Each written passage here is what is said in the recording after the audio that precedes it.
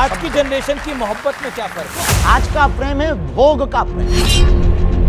बिस्तर पर ले जाने वाले तुम्हें बहुत लोग मिलेंगे, मंजिल पर ले जाने वाला कोई कोई मिलेगा। बाबा जी की पर्ची बड़ी है, प्रेमानंद जी महाराज जी की भक्ति बड़ी है। तुम बाबाओं को लड़वाने आए हो क्या? धीरेन्द्र शास्त्री जी, डर नहीं लगता? बड़े बड़े धर्माचार्य हैं, बड़े बड़े आचार्य हैं, बड़े बड़े साधु संत हैं, कहीं आपके पीछे ना पड़ जाए? डरते तो हम किसी के पाप से नहीं। हम जैसा देखते हैं कि हिंदुत्व पर कुछ भी बोल देना बहुत आसान होता है। हिंदू बहुत बड़ा बुजदिल है। कुंभकर्ण के बाद यदि कोई सोया है तो हिंदू सोया है। अभी डोनाल्ड ट्रंप को क्या टेंशन है आपकी राय के? एक बार हमें अपने गांव की लाइट का भरोसा है कि वो रात को आएगी, उसका भरोसा नहीं कि वो बयान क्या। बाबा की गठरी में होता क्या है? वो नहीं दिखा सकते जी।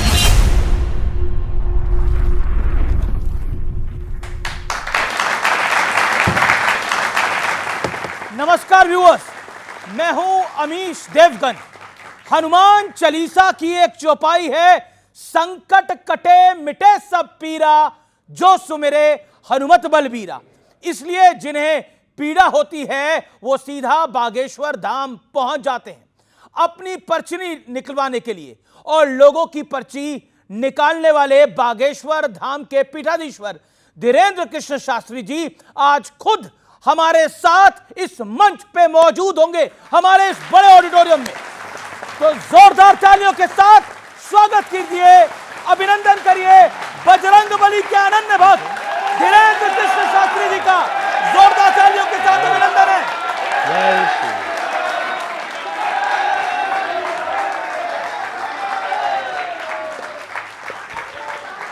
स्वागत है आपका बाबा। बहुत बहुत धन्यवाद। आप कैसे हैं?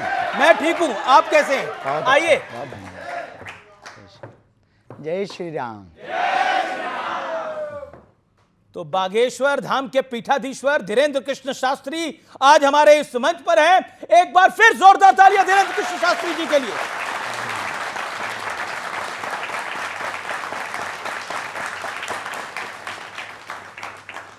आज धीरेन्द्र कृष्ण शास्त्री जी हमारे साथ हैं, जनता हमारे साथ है, और इस कार्यक्रम का नाम है सत्य, सनातन और विवाद। यह नाम आज हमने इसलिए दिया क्योंकि एक तरफ सनातन की ग्लोबल जय जयकार हो रही है और खुद धीरेन्द्र कृष्ण शास्त्री हाल ही में कई देशों में सनातन का डंका बजाकर लौटे हैं, लेकिन दूसरी तरफ एक के बाद एक कई विवाद भी सामने आ रहे हैं। एक तरफ पाकिस्तान कुछ करता है और दूसरी तरफ अमेरिका कुछ करता है। आज इन तमाम विवादों पर हम करेंगे एक बड़ा सार्थक संवाद धीरेन्द्र कृष्ण शास्त्री जी के साथ। बाबा राम राम।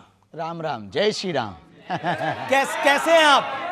बड़े लंबे वक्त बाद आपसे ऑन कैमरा मुलाकात हो रही है। हाँ, कैसे हैं आप? बहुत कुशल बढ़िया। मंगल हैं? हनुमान जी की बहुत कृपा है, जी रहे हैं। भगवान जहाँ जहाँ डुलवा रहे हैं तो डोल रहे हैं। तो भगवान की तो कृपा है आप पे, और देश पे भी भगवान की कृपा होनी चाहिए। लेकिन आजकल कई विवाद भी भगवान की कृपा से बड़े फल फूल रहे हैं। मैं एक एक करके शुरू करूंगा, लेकिन शुरुआत मैं करता हूं। आप हिंदुओं को एकजुट करने की बात करते हैं, लेकिन यहां तो साधु संत ही नहीं एक रह पा रहे हैं। विवाद फल फूल रहे हैं, कुछ फल फूल में पानी पौधा आप लगा देते हैं। मेरा काम तो खबर दिखाना है बाबा। तो विवाद देखिए, दुनिया में हमेशा से ही बहुत पूर्व काल से देवताओं में भी मत्सर रहा। एक होता मच्छर, एक होता मत्सर जी। मच्छर बाहर से काटता है, मत्सर अंदर से काटता है। मत्सर का मतलब होता है कि अपने अंदर दूसरों को बढ़ते हुए देख करके जी जलन पैदा होना, इसका नाम है मत्सर। देख ना सकें पराई विभूति। तो ये आदिकाल से रहा, देवताओं में रहा, इंद्र के समय में भी रहा, तो कोई नई बात नहीं है। अब वर्तमान में जिस बात से ये विवाद लंबा खिंच रहा, उसमें बड़ा लंबा हाथ है सोशल मीडिया का और आप जैसे महापुरुषों का। अच्छा, मतलब जगत गुरु राम भद्राचार्य जी, मैं भी उनका बड़ा सम्मान करता हूं, जगत गुरु राम भद्राचार्य जी अब प्रेमानंद जी महाराज के बारे में कुछ बोल दें तो जिम्मेदार मीडिया और सोशल मीडिया हो जाता है? नहीं, बाबा जिम्मेदार नहीं है। ना सोशल मीडिया के ऊपर टिप्पणी है, ना संतों के ऊपर टिप्पणी है। बात यह है कि विवाद को बढ़ाना है कि खत्म करना, वो तथ्य हो गया। अपनी तरफ से सफाई भी हो गई जी। अब उस पर बार बार डिबेट करना, बार बार पोस्ट वायरल करना, मतलब पानी डालना है। जी। तो आपको क्या लगता है, मैंने जो अब सवाल ये पूछा- पूछना चाह रहा वो पानी डालना है या पेट्रोल डालना है? नहीं, अब पानी पेट्रोल हम तो ऐसा कुछ नहीं करते, पेट्रोल वाला तो हमारा डिपार्टमेंट ही नहीं है, वो डिपार्टमेंट ही कहीं और किसी और का। तो मैं ये एक प्रश्न आपसे पूछना चाह रहा हूं जी। आप हिंदुओं को एकजुट करने की बात करते हैं, मेरा प्रश्न ये है कि ये साधु संत अगर एकजुट नहीं रह पाएंगे तो समाज को मैसेज क्या देंगे? हमने एक वीडियो के माध्यम से कहा भी है, सभी महापुरुषों से प्रार्थना भी की। जी। देश को यदि बचाना है, सनातन की धज्जियां नहीं उड़वानी, सनातन को यदि बचाना है तो एकमात्र सर्वोत्तम उपाय है, वो ये है कि हमें आपस में एक दूसरे को लड़ करके ऊर्जा खत्म नहीं करनी, सनातन विरोधियों का सामना करने के लिए अपनी ऊर्जा को लगाना चाहिए। लेकिन आपकी बात अब समय वो आ गया एक छत्र के नीचे बैठने का, अब समय वो आ गया एक स्वर में बोलने का, अब समय आ गया मतांतर इसको एक तरफ करके, अपने अपने सिद्धांतों को एक तरफ करके, अब समय आ गया सनातन के एक ध्वज को लेकर के सबके साथ चलने का और सबको लेकर चलने का और एक मंच पर बैठने का। लेकिन वर्तमान में परिस्थिति जो इस देश में हो रही है वो निश्चित रूप से सनातन के लिए ये कहीं ना कहीं ग्रहण का काम कर रही हैं, चाहे वो संतों का विवाद हो, चाहे वो तीर्थों पर टिप्पणियां हो, चाहे वो रामचरितमानस का विवाद हो, मानवता पर विवाद हो, मानव सभ्यता पर विवाद हो, महिलाओं पर विवाद हो, बच्चों पर विवाद हो, या फिर नग्नता या फूहड़ता परोसी जा रही हो, या फिर सोशल मीडिया पर बच्चे नचैया और बेटियां नचनियां बन रही हो। ये सब हमारी सनातन संस्कृति और देश की स्थिति को बुरा ना मानना, ये देश की स्थिति को न जाने किस तरफ ले जाया जा रहा, हमारा कहना यही है। सभी आचार्यों से, आपकी मीडिया को, न्यूज़ 18 को सब लोग देखते हैं और हम कहेंगे कि आप हमें बोलने का मौका दें, और ये कहना चाह रहे हैं कि कृपा करके हमारी बात को अन्यथा ना लें। अब संतों से प्रार्थना है, वीडियो ना खेलें, यदि लड़नी है तो एक बंद कमरे में एक दिन बैठ लें और जो होना हो सो हो जाए। वीडियो खेल करके दूसरों को उंगली उठाने का मौका ना दिया जाए। जी, आपने एक अच्छी बात करी कि सनातन की बात करनी चाहिए, लेकिन आपकी सलाह कोई मानेगा? आपको लगता है देखिए, आपकी एडवाइस को कोई सीरियसली लेगा? अब बारिश तो होती है, कोई छाता ले या ना ले उससे मेघों को कोई फर्क नहीं पड़ता। तो आपको बागेश्वर बाबा डर नहीं लगता, धीरेन्द्र शास्त्री जी डर नहीं लगता, बड़े बड़े धर्माचार्य हैं, बड़े बड़े आचार्य हैं, बड़े बड़े साधु संत हैं, कहीं आपके पीछे ना पड़ जाए? कुछ तो पड़े हुए हैं। पड़ जाएंगे, हम चरण पकड़ लेंगे शंकराचार्य, और फिर इसके बाद भी वो कुछ करेंगे तो पिट लेंगे। इससे ज्यादा संतों से एक बात याद रखना, औरों से नहीं, संतों से ओनली। बाकी तो डरते तो हम किसी के बाप से नहीं है।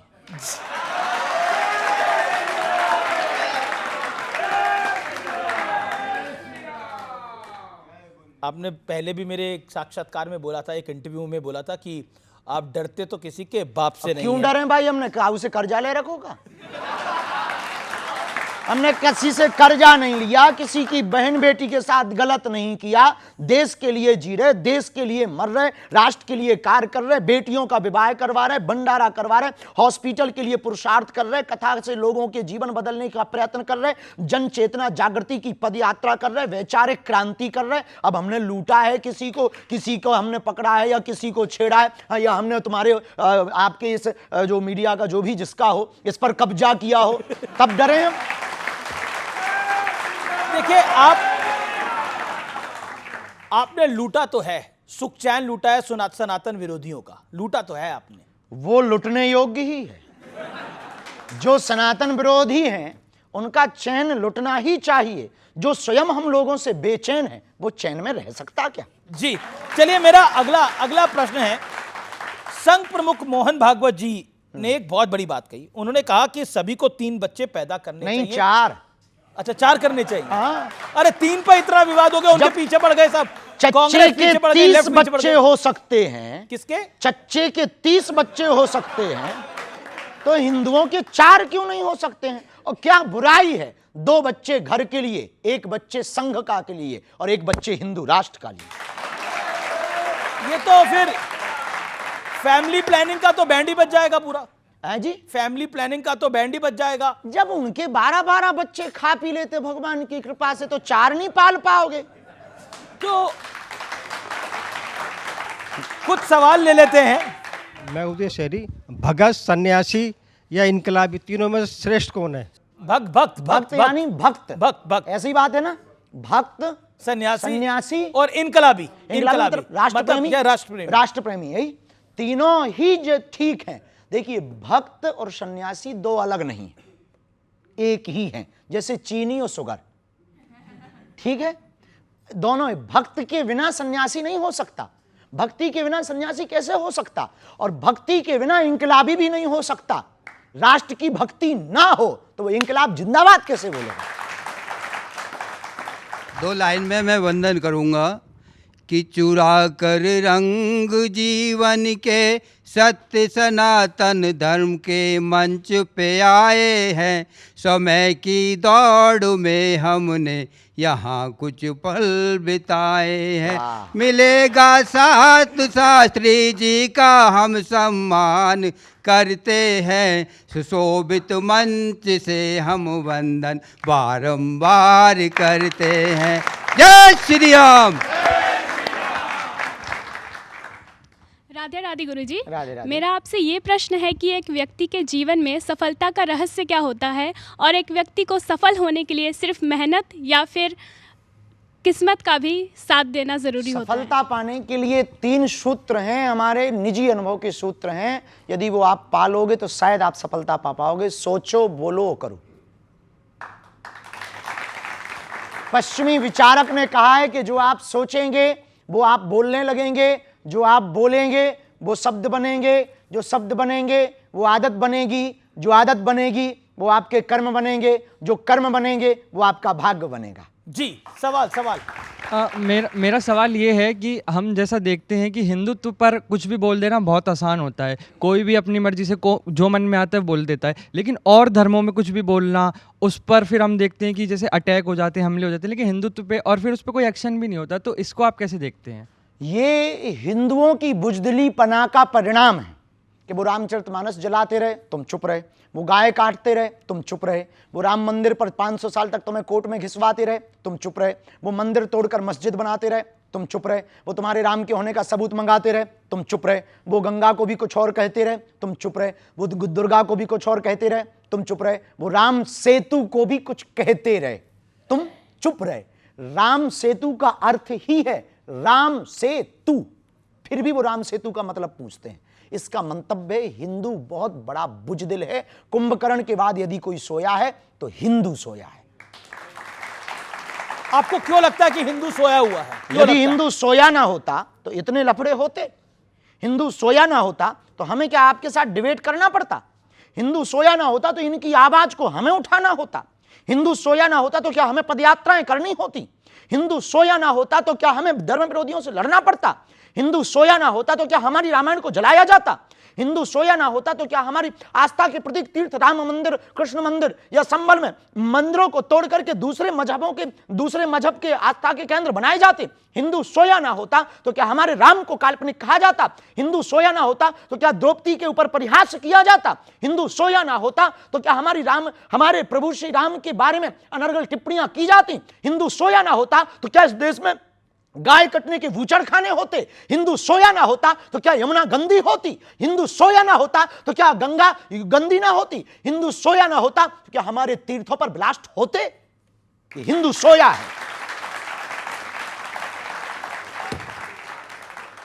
लेकिन ऐसा माना जा रहा है कि अब मोदी के शासन में आने के बाद बीते 11 साल में हिंदू में एक चेतना हुई है, राम का मंदिर भी बना। निश्चित रूप से राम मंदिर बनने के बाद और सनातनी परंपरा के लोग आने के बाद लोगों को बल मिला है। लेकिन एक अकेले प्रधानमंत्री नरेंद्र मोदी, एक अकेले बागेश्वर बाबा, एक अकेले शंकराचार्य, एक अकेले बाबा जगतगुरु रामभद्राचार्य, एक अकेले स्वामी बाबा प्रेमानंद या युवान, इन लोगों से देश का उद्धार केवल अकेले से नहीं होना है। प्रत्येक व्यक्ति को सनातन का फाइटर सिपाही बनना पड़ेगा। एक प्रश्न मेरा पूरी जनता की तरफ से, इस देश के युवा से बाबा बागेश्वर को क्या उम्मीदें हैं? संस्कार और संस्कृति और सनातन और भारत के संवर्धन की उम्मीद है। ये आपको उम्मीद है। चलिए कुछ और प्रश्न है, सवाल ले लेते हैं। हाथ खड़ा करें जो सवाल पूछना चाहते हैं।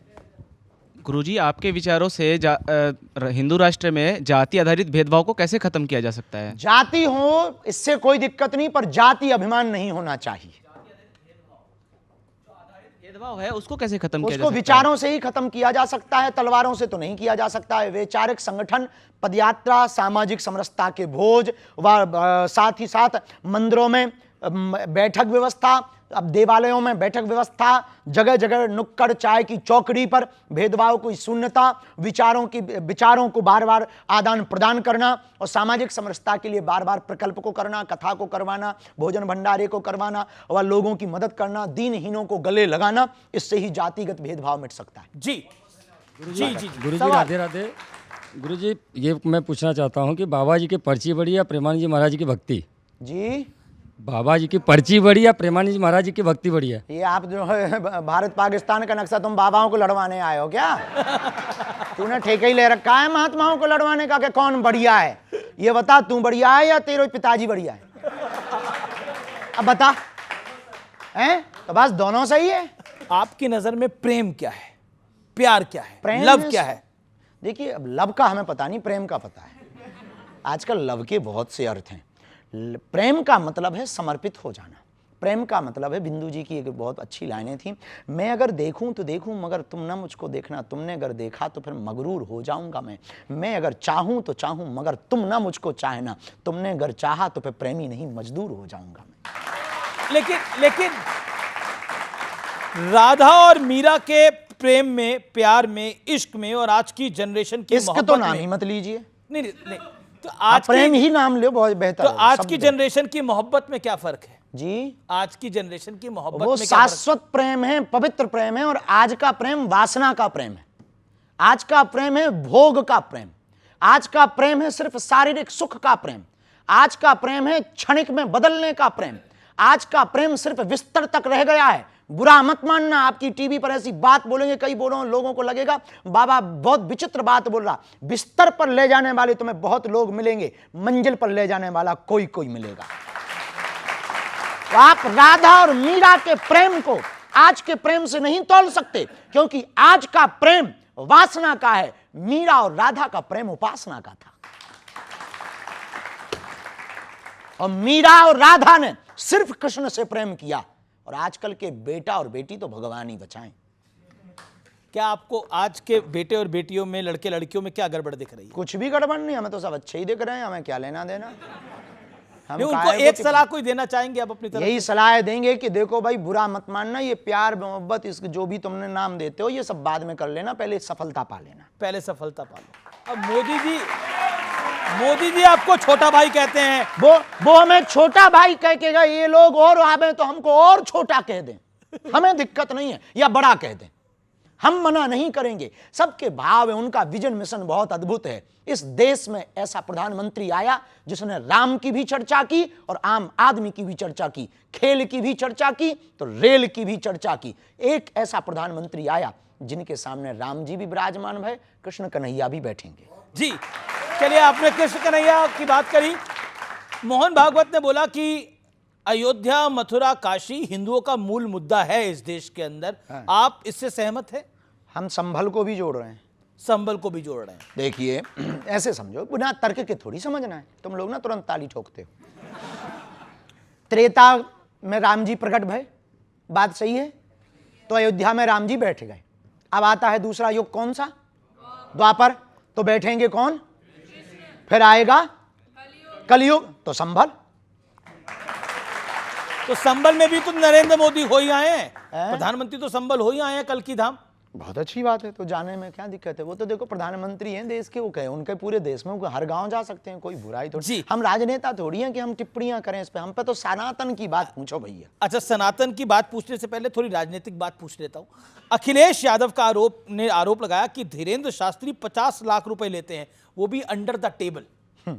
मिले नहीं है, इंतजार है कि कोई दे के जाए। हम तो कहते ऊपर टेबल पे दे जाए, बाढ़ में गए अस्पताल में लगाएंगे, भंडारे में लगाएंगे, वैसे ही अभी हम कर्जा में हैं, कर्जा चुका लेंगे। आप तो साधु हैं, संत हैं, बाबा हैं, आप क्या करेंगे इतने पैसों का? हाँ, हम कुछ करेंगे नहीं, बेटियों का विवाह करेंगे। जब इस देश में नाचने वाले करोड़ों ले सकते हैं तो साधु दक्षिणा लेकर के,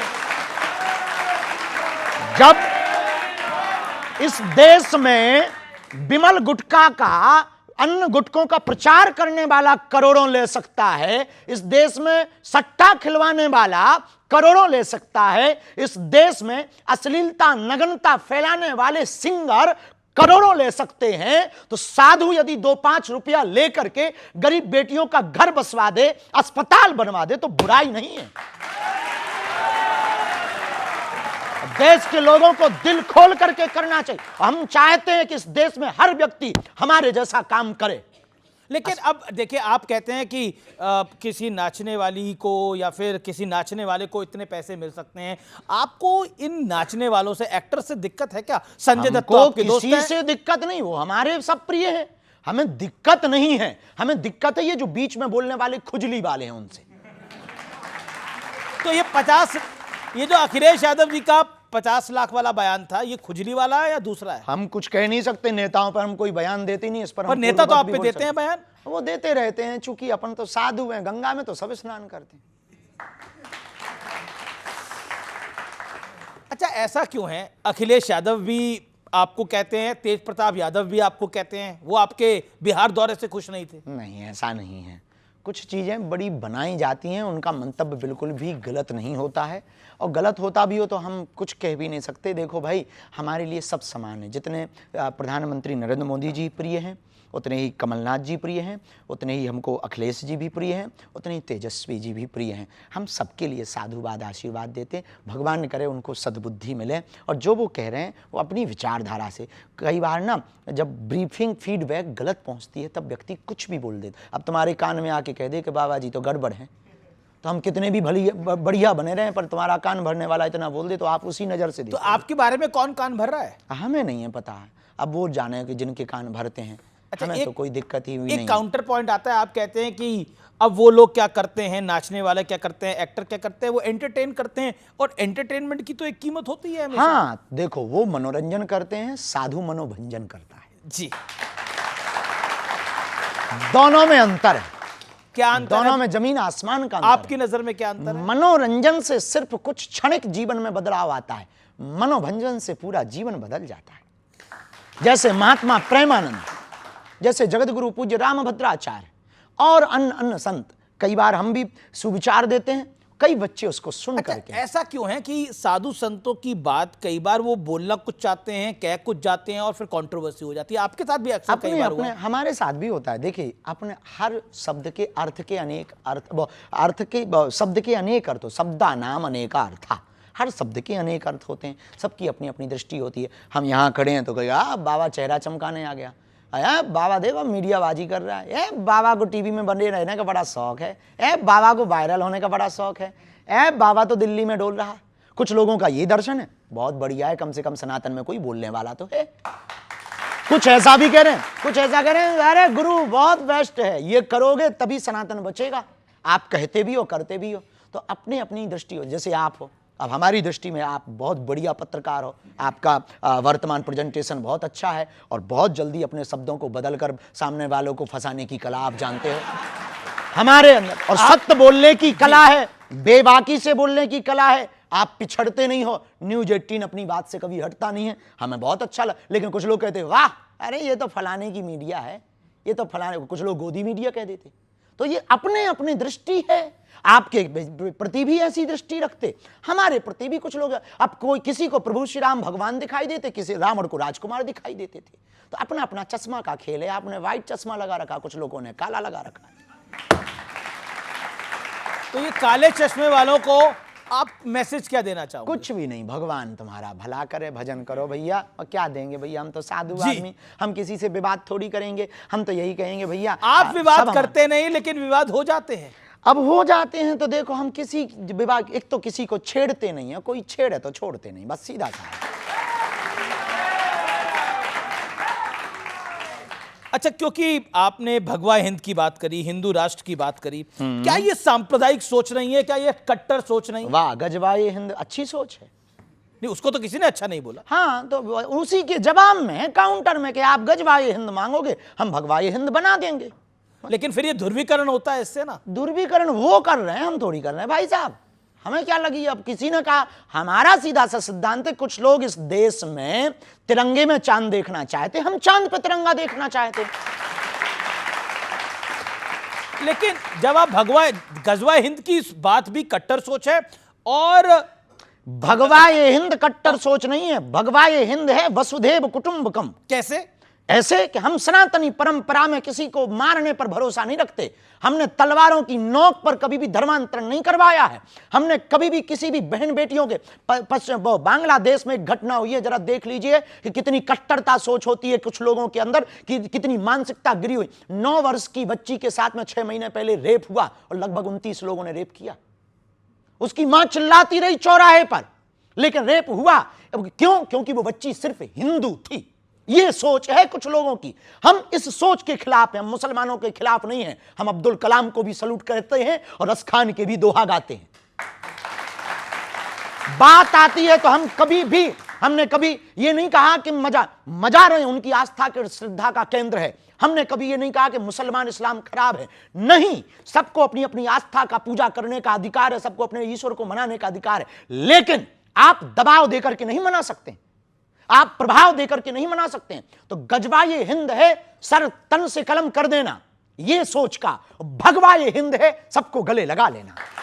लेकिन विपक्षी पार्टियां तो देश का भला ही सोचती हैं, वो भी परेशान हो जाती हैं। वो कहती हैं कि ये सांप्रदायिक सोच है, और साथ में वो ये भी कहती हैं ये देश तोड़ने वाली विचारधारा है। तो दोनों देखो, पहली वाली तो हम बात मान लेंगे कि देश तोड़ने वाली विचारधारा है गजवाई हिंद, भगवा ये हिंद तो नहीं है, ये बात हम मानने को इसलिए तैयार नहीं है। वो भगवा हिंद को भी कहते हैं कि ये देश तोड़ने वाले विचार। अब वो अपने अपने विचार हैं, क्योंकि उन्होंने पढ़ा नहीं ना जी। मेरा अगला सवाल आपसे बड़ा महत्वपूर्ण है।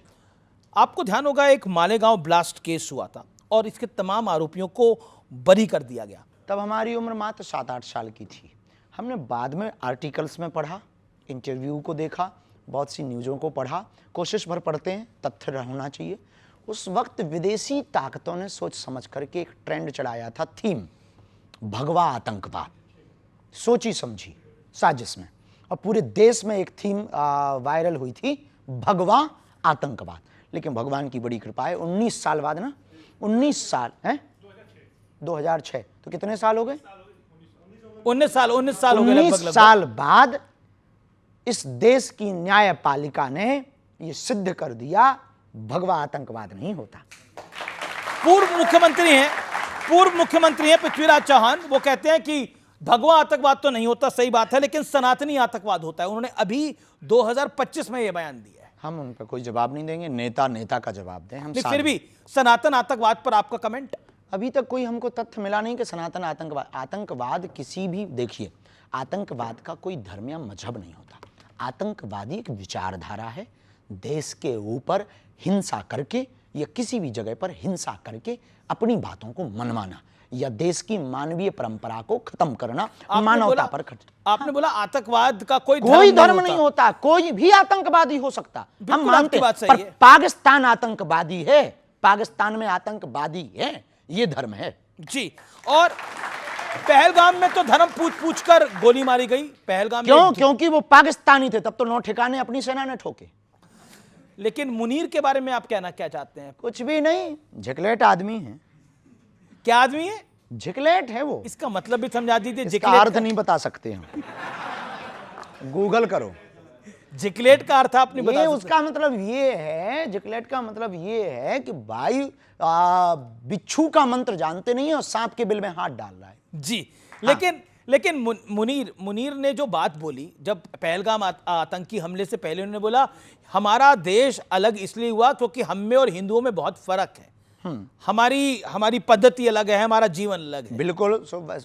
1947 में आपको अलग एक जगह भी दे दी, पर हमको एक बात से आज भी हमको मन में दुख है।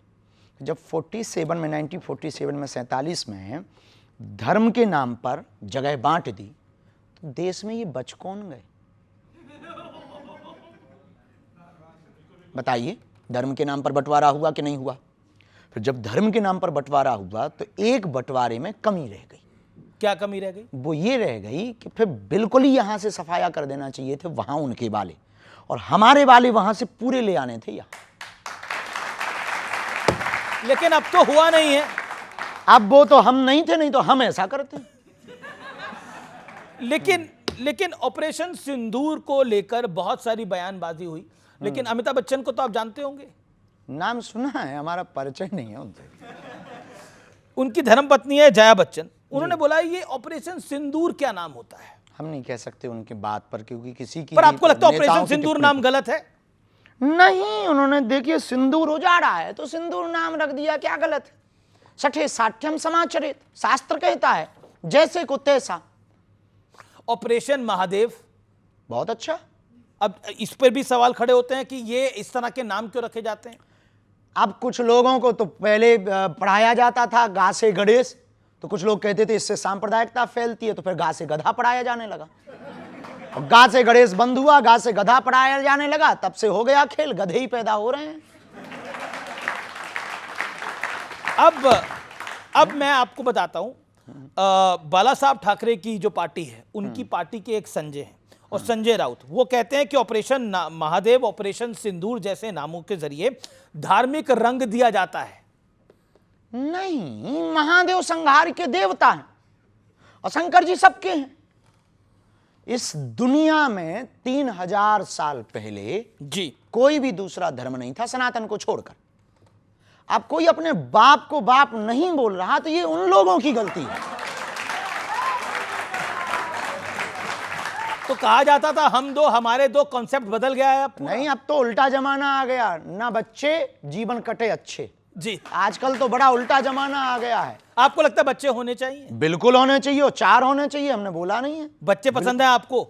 भाई बच्चे किसको, बच्चे तो भगवान का रूप होते हैं। कौन ऐसा है जो बच्चों से विरोध रखता हो या ईर्ष्या रखता हो? अच्छा, एक आपके पुराने इंटरव्यू से मैंने एक कुछ निकाला है, वो मैं आपको प्ले करके दिखाता हूं। आप ही ने कहा था, कह दिया होगा। प्ले करते हैं। आप भी अपना परिवार बढ़ाना चाहते हैं क्या? बहुत जल्दी, बहुत जल्दी तो विवाह करेंगे आप भी? पक्का है, उसमें कोई संदेह नहीं। ये कोई गुनाह थोड़ी है, आपकी भी तो हुई होगी। तो लड़की देख ली है आपने या देख रहे हैं? अभी तो नहीं देखी। अभी नहीं देखी। आपको मिले तो खबर खींचिएगा। तो अब से कुछ दिन पहले, कुछ साल पहले तक तो आपने लड़की नहीं देखी थी, आपने देख ली है? हमने तो कई सारी वीडियो में, हाँ, अनऑफिशियल है भैया, जी, जी। ऑफिशियल है। तो उसमें देखो, वीडियो में हम पूछ रहे हैं कि आपको मिले तो बच्चे भी बताना। पसंद है, आप कहते हैं 4 भी होने चाहिए, तो अब आपकी जब शादी होगी तो कितने करने का प्लान है? अब ये पहले शादी तो हो जाने दो, फिर भी योजना तो बनाई होगी। घर बस जाने दो। हम योजना से तो, हम तो ये हमारा एक ही नियम है, कोई नियम नहीं है जी। तो विवाह के रास्ते में कुछ कहानी आगे बढ़ी? अभी तो नहीं, अभी नहीं। अभी बहुत सपने हैं। हमारी एक आदत है, हम सपने युवान बच्चों को भी कहेंगे अपनी जिंदगी से, हम सपने सोते हुए नहीं देखते, जगते हुए देखना चाहते हैं। जब तक इस देश के लिए कुछ बड़ा नहीं करेंगे, जब तक हॉस्पिटल का निर्माण कार्य पूरा नहीं हो जाएगा, हमारा क्षेत्र आदिवासियों का क्षेत्र है, हमारा क्षेत्र दीनहीनों का क्षेत्र है, हमारे क्षेत्र में लगभग 15 किलोमीटर में कोई बहुत बड़ा हॉस्पिटल नहीं है, इसलिए हमने निर्णय लिया है कि हम मंदिर नहीं अस्पताल बनाएंगे। ये बड़ा निर्णय है और बहुत बड़ा हॉस्पिटल आप बना रहे हैं, कैंसर हॉस्पिटल आप बना रहे हैं, इसके लिए वाकई जोरदार तालियां आपके लिए। लेकिन बाबा, आरएसएस चीफ ने एक और बात कही कि हिंदुत्व जो है, हिंदुइज्म जो है, वो सेकुलरिज्म की गारंटी है। इस बात से आप सहमत हैं? और अगर सहमत है तो क्यों सहमत है? देखिए, सबके अपने अपने भाव होते हैं। सेकुलरिज्म की गारंटी हिंदुत्व है या ये नहीं, इस पर हमने बहुत ज़्यादा विचार नहीं किया। हम इतना कहेंगे कि सत्य, झूठ का बाजार इसलिए चलता है क्योंकि सत्य के सौदागर होते हैं, और झूठ की महिमा भी तब तक है जब तक सत्य है, और सत्य की महिमा भी तब तक है जब तक झूठ है। यदि सभी सत्यवादी हो जाएंगे तो फिर झूठ कहाँ जाएगा, और फिर सब सत्यवादी हो जाएंगे तो तोड़ खत्म हो जाएगा। तो क्या मुसलमानों की वजह से सेकुलरिज्म नहीं है, सिर्फ हिंदुओं की वजह से सेकुलर है भारत? देखिए, भारत में हिंदुओं को और हिंदुत्व को खतरा हिंदुओं से, अच्छा, मुसलमानों से तो बहुत बाद में। हिंदुओं का खतरा हिंदुओं से, उन हिंदुओं से जो खाते भारत का है, गाते पाकिस्तान का। कौन है ऐसे आपकी नजर में?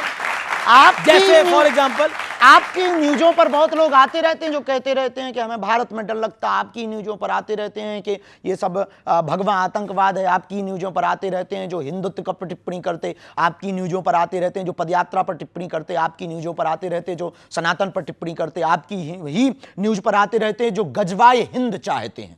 हम भगवाए हिंद चाहते हैं। भगवाए हिंद चाहते हैं आप, लेकिन आपने भगवाए हिंद में फिर हम टोकें जी। भगवाए हिंद में यह गारंटी है कि मुसलमान रहेंगे। भगवाए हिंद में यह गारंटी है कि सिख ईसाई सब रहेंगे, पर गजवाए हिंद में यह गारंटी नहीं है कि हिंदू रहेंगे। जी, लेकिन मैं भगवा हिंद और गजवा हिंद पर भी आऊंगा, लेकिन आपने युवाओं की बात करी। आजकल का युवा जो है वो ज्यादा रील में रहना पसंद करता है, रियल में रहना पसंद नहीं करता। वो रिलेशनशिप में यकीन नहीं करता, सिचुएशनशिप में यकीन करता है। क्या कहना चाहेंगे? बहुत अंग्रेजी बोल दी आपने, इतनी अंग्रेजी हमारे ऊपर से निकल जाती है। इसका हिंदी बता दो, हम जवाब देंगे। जी, बेसिकली उसे लगता है कि शादी ब्याह में कुछ नहीं रखा, हम किसी के साथ रहें, हम कुछ भी करें और हम आगे बढ़ें। पश्चिमी कल्चर है, विदेशी कल्चर है, पश्चिम देशों का, भारत का नहीं है। हमारा भारत इसलिए महान है क्योंकि यहाँ मर्यादा है, यहाँ संस्कृति है, यहाँ व्यापारवाद में परिवारवाद पहले है। तो हमारे भारत में परिवार की प्रमुखता है, हमारे भारत में मर्यादा है। हमारे भारत में प्रभु श्री राम का चरित्र इसलिए गाया जाता है कि सूर्पनखा जैसी एक दूसरी स्त्री प्रपोजल लेकर आती है तो भगवान राम कहते हैं कि हमें स्वीकार नहीं है, एक पत्नी व्रत धारण करते हैं। ये हमारा भारत है, ये हमारी मर्यादा है। और रामचरितमानस की खूबी देखना, राम जी के सामने जब सूर्पनखा कहती है कि तुम सम पुरुष न मोसम नारी, आपके समान पुरुष नहीं, हमारे समान नारी नहीं। हम युवान बच्चों को, रामायण पढ़ने वाले प्रेमियों को कहना चाहेंगे, जरा सीखना प्रभु श्री राम से। जो लोग कहते हैं कि हमारी गलती नहीं है, उनको सीखना चाहिए कि वो बहका दिया इसलिए हम बहक गए। उनके मुंह पर यह सबसे बड़ा तमाचा है रामचरितमानस का पात्र कि जब सूर्पनखा आती है वो कहती है कि आपके समान पुरुष नहीं, हमारे जैसी नारी नहीं। तब राम जी जवाब बात उससे करते हैं, लेकिन सीतः चितय कही ते ही बाता, देखते जानकी माता की तरफ है। बात सूर्पनखा से करते हैं। किसी ने पूछा कि बात आपसे सूर्पनखा कर रही पर आप देख जानकी जी की तरफ क्यों रहे? तब प्रभु श्री राम ने जवाब दिया कि कोई पराई नारी हम पर डोरे डालने आवे तब अपनी वाली को देखना चाहिए। जी, लेकिन अब तो ये पूरा कॉन्सेप्ट बदल गया है, अब तो ये पूरा सिस्टम बदल गया है। इस पर आप क्या कहना चाहते हैं? हम इस पर यही कहना चाहेंगे कि यदि आप अपनी मूल संस्कृति से भटकेंगे तो ना आपका बेड़ा पार होगा, ना देश का बेड़ा पार होगा। भले ही विचार नए रखो पर संस्कार पुराने रखो। जी, विचार नए, संस्कार पुराने। जी, लेकिन अब आप बात हिंदू राष्ट्र की करते हैं, अब हिंदू राष्ट्र की बात भी पुरानी हो गई। हाँ, हो गई पुरानी, पर बात पुरानी हुई है, विचार तो हमेशा नया है। हिंदू राष्ट्र जब तक बन नहीं गया। जी, चलिए कुछ ऑडियंस से प्रश्न है, वो उस प्रश्न ले लेते हैं। किस किस का प्रश्न है वो अपना हाथ खड़ा करें, हम सवाल लेंगे। राज्य क्या साधु सन्यासी और कथावाचकों के मंच पर नेताओं का आना उचित है? देखिए, राजपीठ और व्यासपीठ दोनों एक दूसरे के पूरक हैं। व्यासपीठ जो परंपरा और जो संकेत करे, उसमें यदि राजपीठ के लोग सुधार के लिए, अपने जीवन में आत्मसात करने के लिए आते हैं तो कोई बुराई नहीं है। हम जिस सनातन धर्म व्यासपीठ की परंपरा में बैठते हैं, उस व्यासपीठ से बिगड़े को भी गले लगाने की क्षमता रखते हैं। फिर राजनेताओं की तो बात अलग है। सुधारने के लिए कोई भी आ सकता है, सुधारने के लिए नया है। जी जी, व्यासपीठ ज्ञान लेने की जगह है, देने की जगह नहीं है। व्यासपीठ सनातन को चमकाने की जगह है, खुद का चेहरा चमकाने की जगह नहीं है। सवाल। जय श्री राम महाराज जी, मेरा प्रश्न ये है कि हमें मंदिर जाके पूजा करनी चाहिए या घर पे नाम जप करना चाहिए? क्या चीज़ मंदिरों की व्यवस्था इसलिए क्योंकि हम मंदिर जाएंगे तो हमारे आदि जगत गुरु शंकराचार्य भगवान ने, जब बौद्धिज्म बहुत ज़्यादा बढ़ रहा था, जब बहुत ज़्यादा धर्मांतरण हो रहा था मतांतरों के कारण, मतभेद के कारण, उस वक्त कम उम्र की आयु में आदि जगत गुरु शंकराचार्य भगवान, जो स्वयं शंकर का ही अवतार थे, चारों मठों की उन्होंने स्थापना की। मंदिरों की स्थापना करने के पीछे एकमात्र ध्येय ये था कि भगवान तो मन मंदिर में बैठा है, लेकिन ये भव्य मंदिर इसलिए बनाकर के मठ की स्थापना की कि हिंदू यहां आकर के विचार करे और अपने सनातन को बचाने के लिए एकता करे और एकजुटता में आवे। इसलिए मंदिरों में शांति, हवा सब जगह है, लेकिन जब भी आपको धूप या गर्मी लगे तब पंखा के नीचे ही हवा लगती है। ऐसे ही परमात्मा सब जगह है। जी, अगला सवाल खड़े होकर पूछिए, क्या सवाल है? सॉरी, जय श्री राम गुरु जी। जय श्री राम। आपकी जो पदयात्रा होने वाली है नवंबर में, मैं उसे ये पूछना चाह रहा हूँ, आपके उस टाइम पे असहनीय हो जाते हैं, पैरों में बहुत स्वेलिंग हो जाती है, खून भी निकलने लगता है और ये सब बहुत परेशानियों को आपको सामना करना पड़ता है, उसके बाद भी आप करते हैं, तो उससे क्या संदेश देना चाहते हैं या क्या आपका उसका मेन बिना तप के कुछ भी प्राप्त नहीं किया जा सकता है। ये देश और दुनिया है, यहाँ पर दीपक भी तब तक उजाला नहीं दे पाता जब तक वो जलता नहीं है। जब बिना जले उजाला नहीं दे सकते हो तो बिना चले आप देश को सुधार नहीं सकते। एक सवाल, ये जो सवाल पूछा उसी से जुड़ता हुआ सवाल है मेरा। पैरों में छाले हो जाते हैं, पैरों में से खून निकलता है, मिलता क्या है बदले में? और विपक्ष गालियां ही देता है, या फिर कहें कई आपके जो विरोधी हैं वो आपको गाली ही देते हैं, क्या कहना चाहते हैं? कुछ नहीं, धन्यवाद है, सेम टू यू है उनको। अच्छा, एक आप पर आरोप है, आरोपों की झड़ी लग रही है, सवाल ले लेते हैं। क्या सवाल है आपका, बोलिए। सर, छत्तीसगढ़ बस्तर का हूँ सर। बहुत अच्छी जगह है सर। सवाल ये है कि धर्मांतरण को लेकर जो बस्तर में भोले भाले आदिवासी जो धर्मांतरण का शिकार हो रहे हैं, उसके लिए आपकी योजना क्या है सर? क्योंकि हर दूसरे दिन यात्राएं हम कर ही रहे हैं, भविष्य में छत्तीसगढ़ में रथ यात्रा करेंगे और उसकी योजना सिर्फ यही है कि हिंदू को स्वयं जगना पड़ेगा। एक अकेला धीरेन्द्र कृष्ण शास्त्री की जिम्मेदारी नहीं है भारत को हिंदू राष्ट्र बनाने की, हॉस्पिटल बनाने की या धर्मांतरण रोकने की। इस देश के प्रत्येक व्यक्ति को बाबा बागेश्वर बनना पड़ेगा, तभी भारत हिंदू राष्ट्र होगा। जी, लेकिन अब मैं आप पे, यही हमारी योजना है।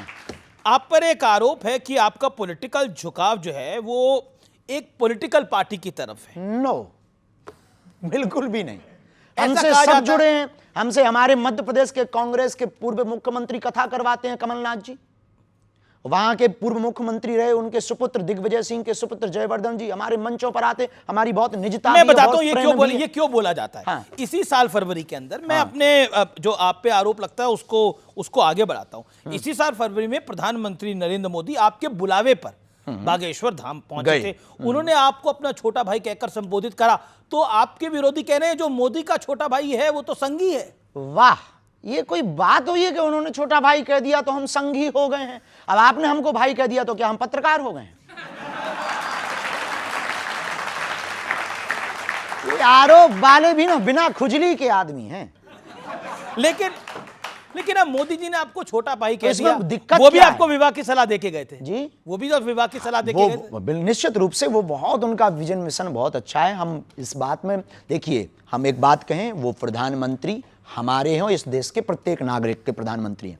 प्रधानमंत्री का कर्तव्य है प्रजा से प्यार करना। ये प्रधानमंत्री क्योंकि उस पद पर बैठे हैं, उनका प्रजा से प्यार करना कर्तव्य है।